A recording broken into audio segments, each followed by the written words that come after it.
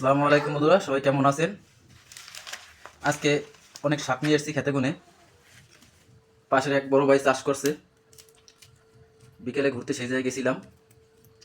যাওয়ার পরে অনেক শাক দেখলাম, লাল শাক, পালং শাক, ডাঁটা শাক।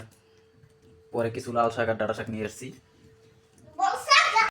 এখন আমি পাঙ্গাস মাছ দিয়ে লাল শাক পাক করব। আমাদের সঙ্গে থাকুন। মাছটা আগে ভেজে নিচ্ছি।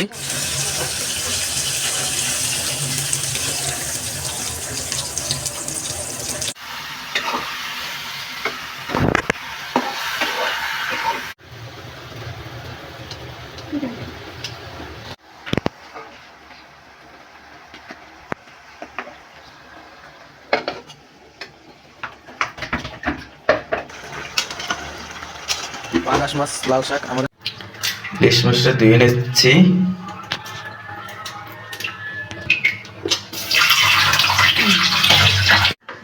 মাছ ধোয়া শেষ, একটু হলুদ মেখে নেব ভাজার জন্য। তেল দিয়ে নিচ্ছি।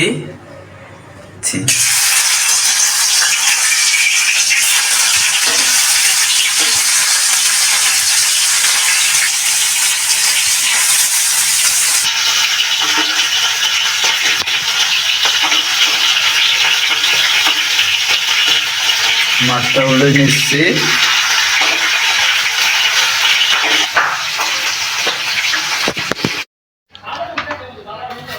মূলো দিয়ে ইলিশ মাছ পাক করব। পাক করার জন্য মূলোটা কুটে নিচ্ছি।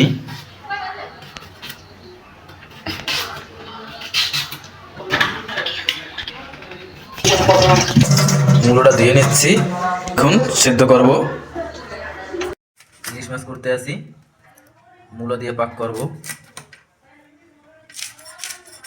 মাছগুলো অনেক তাজা না,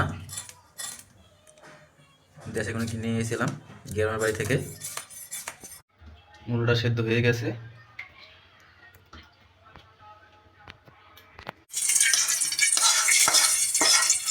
এখন মূলো দিয়ে ইলিশ মাছ পাক করার জন্য পেঁয়াজ কুচি, কাঁচামরিচ সুন্দর মতো কষাই নেব।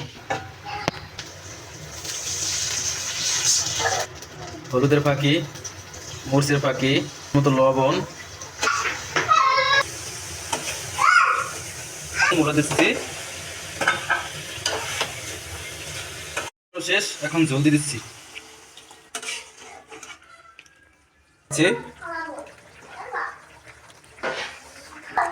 ইলিশ মাছ দিয়ে মূলো শীতের দিনে সেই একটি স্বাদ। আল্লাহ হাফেজ। তরকারি হয়ে গেছে।